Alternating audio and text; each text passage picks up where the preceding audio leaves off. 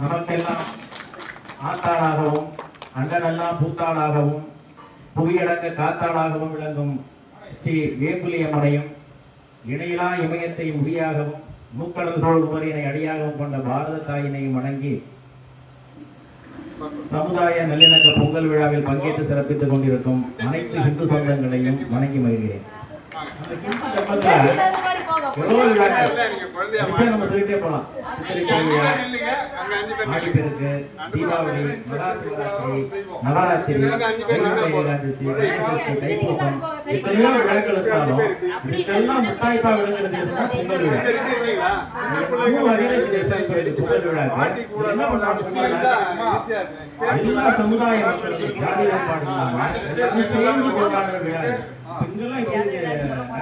கிராமத்துல பொறுத்தவரைனால கிராமத்துல பாத்தீங்கன்னா அந்த திருவிழாலாம் சேர்ந்து தான் கோலம் போடுவாங்க, சேர்ந்து சமைப்பாங்க பொங்கல் விழா. அதே போல அதுக்கப்புறம் என்ன பண்றோம்? இயற்கையை வழிபடுறோம். சொன்னாங்கல்ல எங்க இனத்துக்கான பொங்கல் தான். இந்த இனத்துக்கு நம்ம சேர்த்துக்கிறதுக்கே நம்ம தனியை வளர்த்துக்கணும். கோமாதா எந்த வித பிரதிபலனை எதிர்பாராம நம்மளுக்கு தாயை விட மேலானது கோமாதா.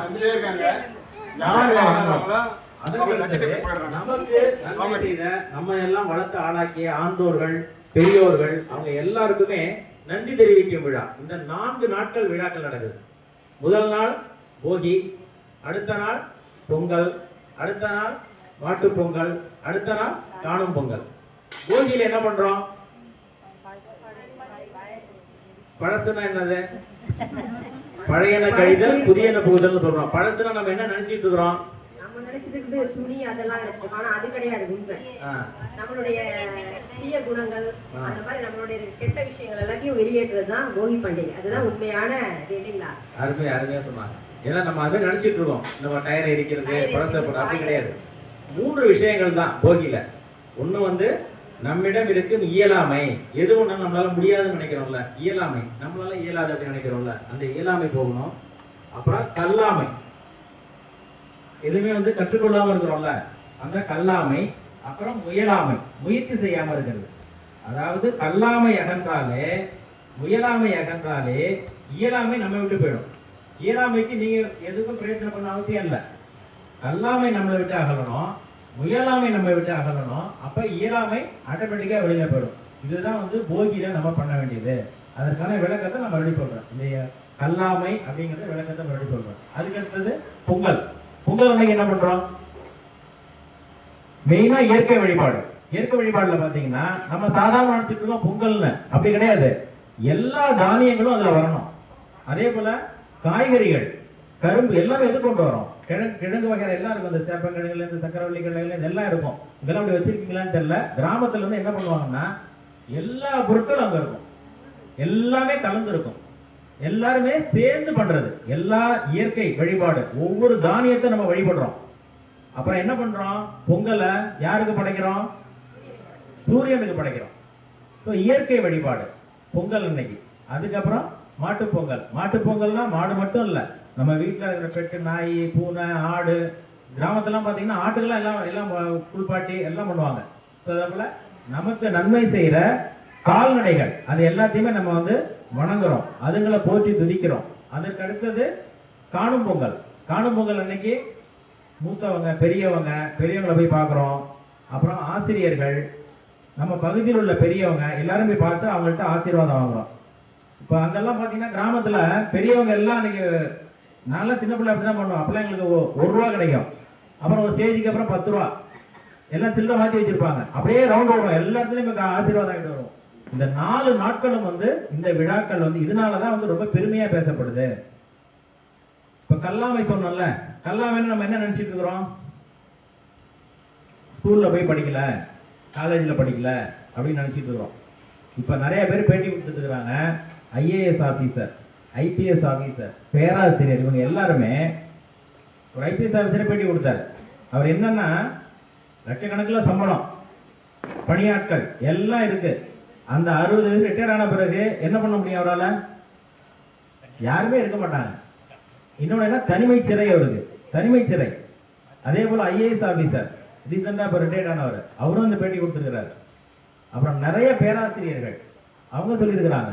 அவங்க எல்லாம் சொன்னது என்ன தெரியுமில்ல, இந்த ரிட்டையர்ட் ஆன பிறகு எங்களை காப்பாத்தினது என்னன்னா 12 திருமுறைகளும் ஆழ்வார்கள் நாயன்மார்கள் அவரோட பாசுரங்கள் கம்பராமாயணம் தான் எங்களை காப்பாத்துச்சு அப்படின்னு சொல்லியிருக்கிறாங்க. நீங்க யூடியூப்ல போட்டு பாருங்க. அவங்க பேரை சொல்ல விடாது, குறிப்பா சொல்லிட்டேன். பேராசிரியர்கள், ஐஏஎஸ் ஆபீசர், ஐபிஎஸ் ஆபீசர் சொல்லியிருக்கிறாங்க. அதுக்கப்புறம் இலங்கை ஜெயராஜ் அவரே சொல்லியிருக்கிறார். எல்லாருமே என்ன பெருமையா பேசுறோம், திருக்குறள்ல பேசுறோம். திருக்குறள் தான் ரொம்ப பெருமையா பேச என்ன பண்ண ஆரம்பிச்சிட்டாங்க, காவியை எடுத்துட்டு வெள்ளைக்கு மாட்டிட்டாங்க. ஆனா அவர் அதுலயே ஊர்ந்து வந்தவர். கம்ப ராமாயணத்தை நான் படிச்ச பிறகுதான் நான் வந்து கம்ப வாரிதின்னு சொல்லுவாங்க. அவரை பயங்கர புகழ் அவருக்கு.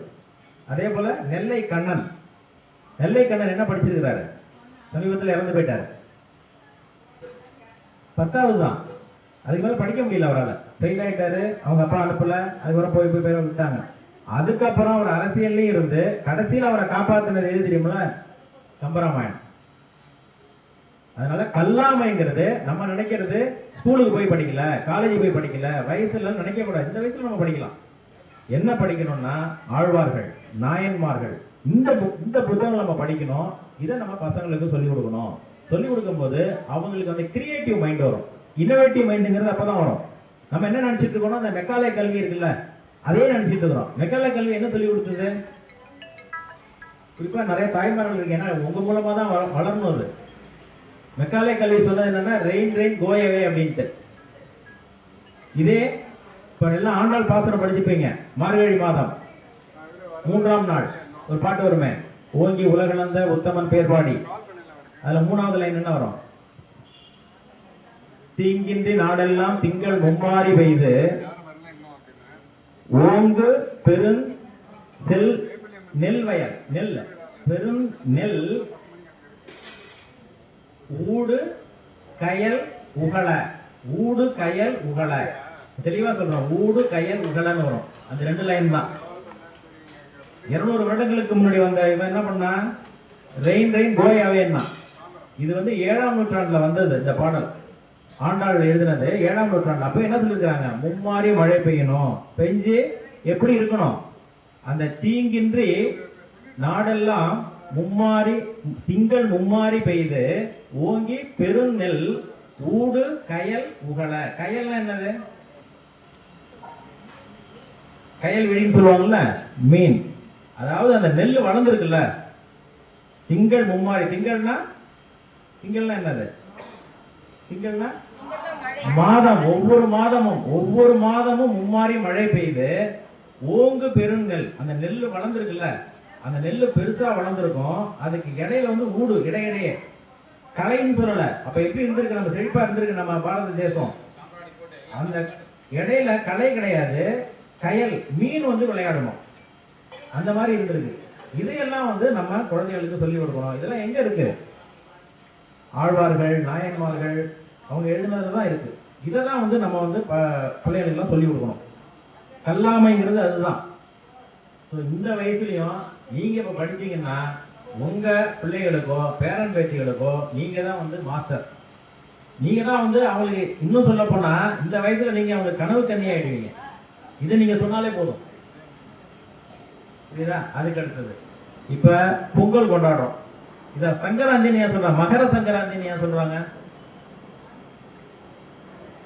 மகர சங்கராந்தி இங்க நம்ம தமிழ்நாட்டுல என்ன சொல்றோம்,